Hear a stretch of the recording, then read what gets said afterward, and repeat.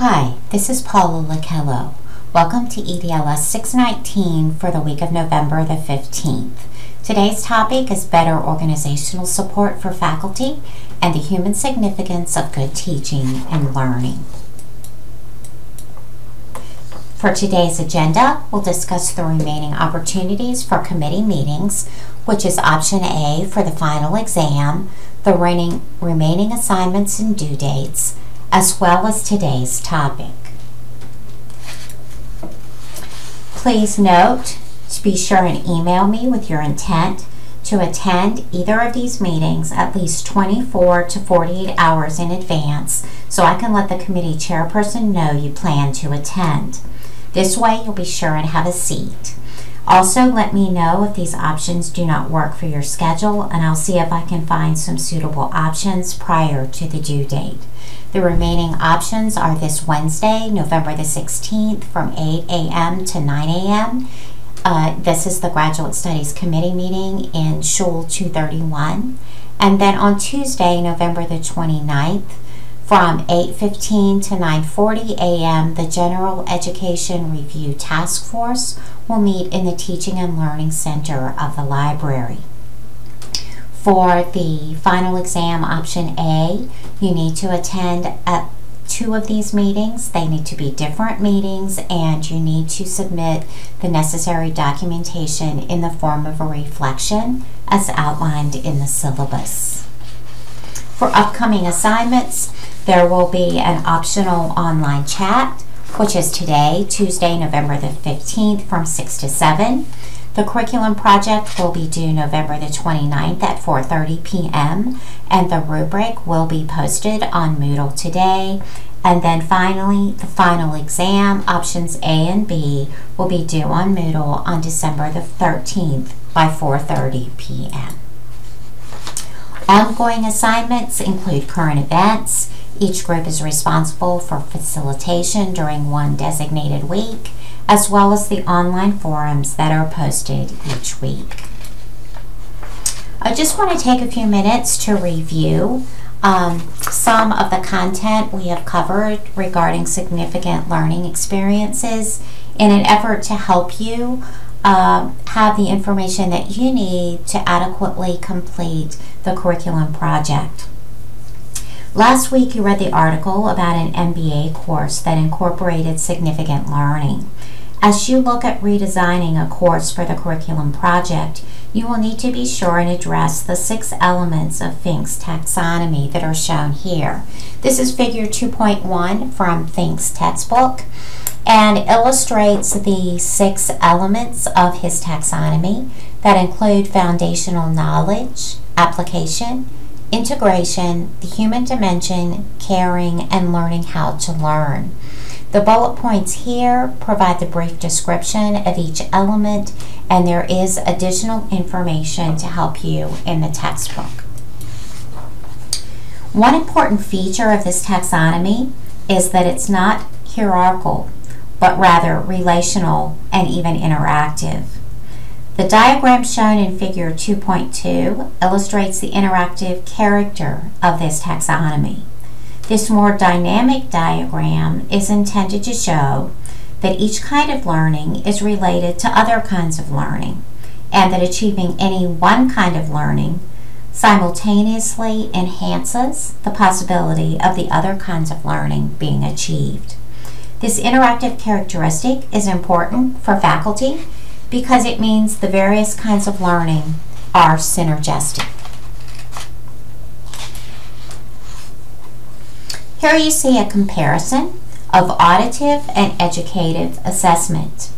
On the left-hand side is auditive assessment, which really is backward-looking assessment and follows the traditional grading system.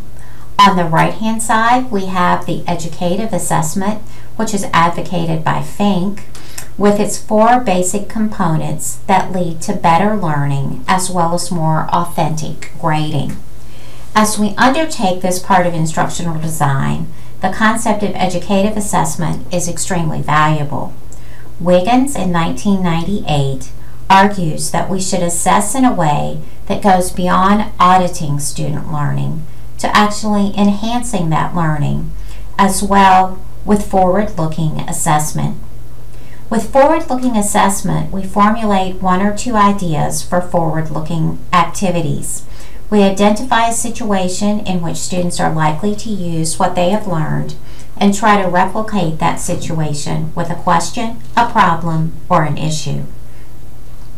In looking at criteria and standards, this should apply to one of the main learning goals and identify at least 2 criteria that distinguish exceptional achievement from poor performance. Then, 2 or 3 levels of standards are applied for each of these criteria. With self-assessment, we look for opportunities for students to engage in self-assessment of their own performance. With fidelity feedback, we develop procedures that will allow students to have feedback that is frequent, immediate, discriminating, which means it's based on clear criteria and standards, and delivered in a positive and professional manner. In order to create a complete set of learning activities capable of achieving significant learning, we need an enlarged and more holistic view of active learning, one that includes getting information and ideas, as well as experience and reflection, which we see illustrated here in Think's figure 4.2 from the textbook. 2 principles should guide the choice of learning activities. First, an effective set of learning activities is one that includes activities from each of the following 3 components of active learning: the information and ideas, the experience, and the reflective dialogue. Second, we also need to try to find direct kinds of learning activities whenever possible. Indirect or vicarious forms may be necessary in some cases, but when we can find direct ways of providing active learning, the quality of student learning expands. Here you see activities that promote active learning, which is figure 4.1 from Think's textbook. Good teachers incorporate all 3 components of active learning in a variety of ways. As shown in this table, sometimes teachers provide information and ideas, experience, and reflective dialogue directly. At other times, it's done indirectly or even online. Hopefully, this review will serve as a reference as you design and complete your curriculum project. If you have questions, concerns, or comments regarding the curriculum project between now and the time it's due on November the 29th, please email me, stop by my office, or call me here at the office. I will be glad to help you in any way possible. Think discusses 4 specific recommendations to improve the ability of faculty to implement effective educational programs in Chapter 6. These recommendations include: first, changing procedures related to faculty work and faculty evaluation; second, improving procedures for evaluating teaching; third, establishing teaching and learning centers; and 4, coordinating student development with instructional development. For the first activity for today, please go to Moodle and identify the recommendation that is most likely, in your opinion, to empower faculty to create courses and curricula to promote significant learning experiences for all students. Explain your rationale for your selection, and this will be your initial post on the forum provided. Then respond to 2 different classmates' posts, and following this, please return to complete the remainder of this PowerPoint.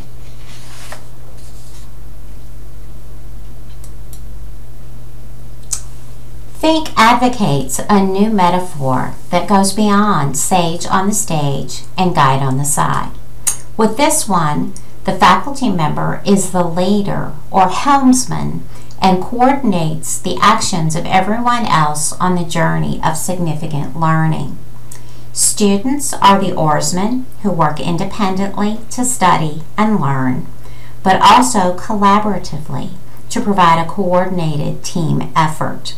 The leader and students determine the level of learning, either surface or deep.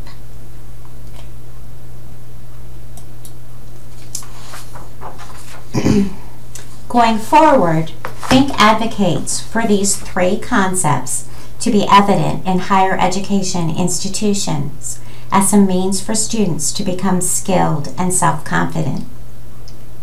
We have also discussed the 8 essential elements of an academic plan per Latica and Stark. Going forward, how will these continue to influence our curriculum and instruction?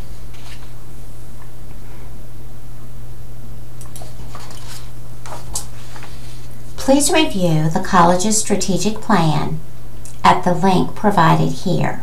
Be sure and read through the descriptions of the 3 goals for engagement, facilities, and stewardship.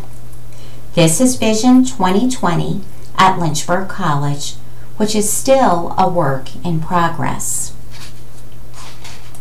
Next, please complete Activity 2. For this activity, you need to reflect on how these goals in Vision 2020 integrate with what we have learned regarding significant learning and the 8 essential elements of an academic plan.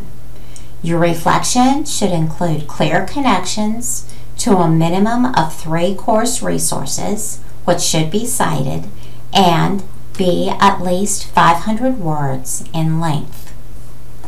Please post your reflection in the designated space on the Moodle course website by November 29th at 4:30.